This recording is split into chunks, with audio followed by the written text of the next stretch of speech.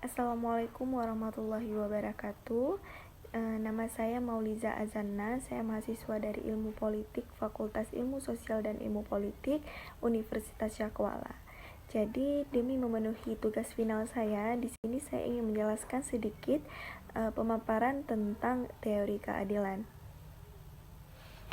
Baik, pada kesempatan kali ini saya ingin menjelaskan sedikit tentang apa itu teori keadilan. Keadilan berasal dari kata adil. Menurut Kamus Bahasa Indonesia, adil adalah tidak sewenang-wenang, tidak memihak, tidak berat sebelah. Dan adil itu terutama mengandung arti bahwa suatu keputusan dan juga tindakan didasarkan atas norma-norma objektif. Keadilan pada dasarnya adalah suatu konsep yang relatif. Setiap orang tidak sama. Adil itu menurut yang satu belum tentu adil bagi orang lainnya. Ketika seseorang menegaskan bahwa ia melakukan sesuatu keadilan, hal itu seseorang menegaskan bahwa ia melakukan sesuatu keadilan. Hal itu tentunya harus relevan dengan ketertiban umum di mana suatu skala keadilan diakui. Di Indonesia, keadilan digambarkan dalam Pancasila sebagai dasar negara, yaitu keadilan sosial bagi seluruh rakyat Indonesia. Dalam sila 5 tersebut, terkandung nilai-nilai yang merupakan tujuan dalam hidup bersama. Adapun keadilan tersebut didasari dan juga dijiwai oleh hakikat keadilan kemanusiaan, yaitu keadilan dalam hubungan manusia dengan dirinya sendiri, manusia dengan manusia lainnya, manusia dengan masyarakat, bangsa dan negara, serta juga hubungan manusia dengan Tuhannya. Jadi di sini saya mau menjelaskan sedikit pengertian keadilan menurut para filsuf.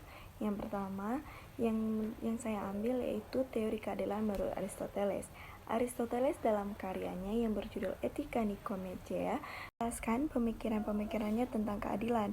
Bagi Aristoteles, keutamaan yaitu ketaatan terhadap hukum. Hukum yang polis pada waktu itu, yaitu tertulis dan juga tidak tertulis, adalah keadilan. Dengan kata lain, keadilan adalah keutamaan dan juga ini bersifat umum.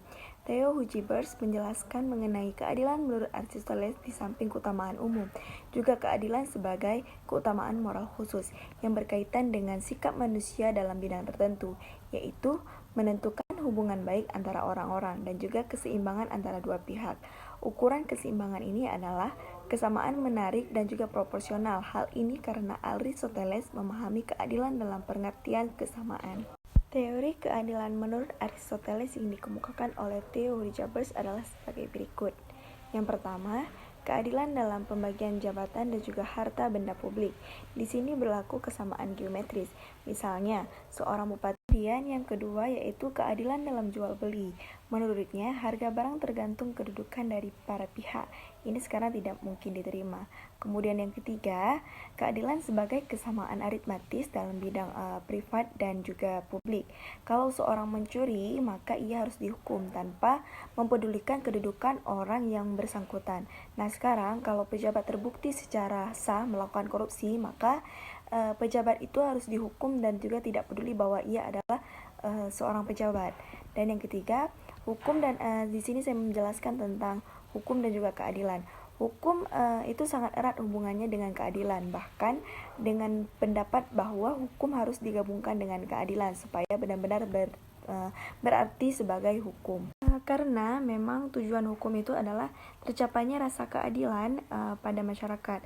Suatu tata hukum dan juga peradilan tidak bisa dibentuk dengan begitu saja tanpa memperhatikan keadilan, karena adil itu termasuk pengertian suatu hakiki dalam suatu tata hukum dan juga peradilan.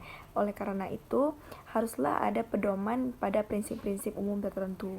Konsekuensi nilai-nilai keadilan yang harus diwujudkan meliputi yang pertama yaitu ada keadilan distributif, di mana suatu hubungan keadilan antara negara terhadap warganya, dalam arti pihak negara lah yang wajib memenuhi keadilan dalam bentuk keadilan membagi dalam bentuk kesejahteraan, bantuan, subsidi ataupun serta kesempatan dalam hidup bersama yang didasarkan atas hak dan juga kewajiban. Kemudian yang kedua itu ada keadilan legal, di mana yaitu suatu hubungan keadilan antara warga negara terhadap negara dan juga dalam masalah ini pihak wargalah yang wajib memenuhi keadilan dalam bentuk menataati peraturan perundang-undangan yang berlaku dalam negara. Dan yang ketiga itu ada keadilan komutatif, di mana yaitu suatu hubungan keadilan antara warga satu dengan yang lainnya secara timbal balik. Nah, kemudian di sini saya mau menjelaskan tentang hukum dan juga keadilan masyarakat, di mana masalah keadilan merupakan persoalan yang rumit dan juga yang dapat dijumpai di setiap masyarakat. Hukum memiliki dua tugas utama, yakni itu mencapai suatu kepastian hukum dan juga mencapai keadilan bagi semua masyarakat. Keadilan hukum bagi masyarakat itu tidak sekedar keadilan yang bersifat formal prosedural, di mana keadilan yang didasarkan pada aturan-aturan normatif yang dijauhi dari moralitas dan juga nilai-nilai kemanusiaan. Lawan dari keadilan formal prosedural adalah keadilan substansif, di mana yakni keadilan yang ukurannya itu bukan kuantitatif sebagaimana yang muncul dalam keadilan formal, tetapi keadilan kualitatif yang didasarkan pada moralitas publik dan juga nilai-nilai kemanusiaan yang mampu memberikan kepuasan dan juga kebahagiaan bagi masyarakat. Terakhir, di sini saya menjelaskan tentang keadilan sosial. Sebagaimana yang kita ketahui bahwa keadilan sosial adalah bagian dari rumusan sila kelima Pancasila, di mana yang bunyinya itu tentang keadilan sosial ini dengan sendirinya mengadaikan adanya keadilan individual, di mana yang artinya sikap atau perilaku individu Pancasialis adalah sikap dan juga perilaku yang memiliki keutamaan atau kebijakan yang berupa keadilan itu. Di samping itu, individu juga menjadi tujuan dari keadilan itu.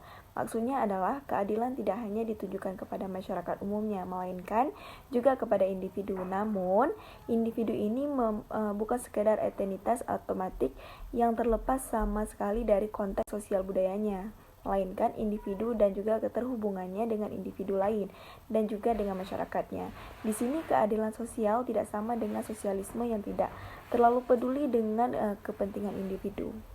Nah, meskipun dalam keadilan sosial perhatian terhadap individu tetap ada, namun keadilan sosial tidak tergantung dari kehendak individu, melainkan dari struktur-struktur. Dengan demikian, keadilan sosial adalah keadilan struktural, di mana keadilan ini tercapai apabila struktur seperti proses-proses ekonomi, politik, sosial, budaya, dan juga ideologis dalam masyarakat itu menghasilkan pembagian kekayaan masyarakat yang adil, dan juga menjamin bahwa setiap warga memperoleh yang menjadi haknya. Keadilan sosial lebih mudah diperoleh dengan membongkar struktur-struktur yang tidak adil. Jadi sekian pemaparan dari saya tentang teori keadilan. Lebih dan kurang saya mohon maaf. Assalamualaikum warahmatullahi wabarakatuh.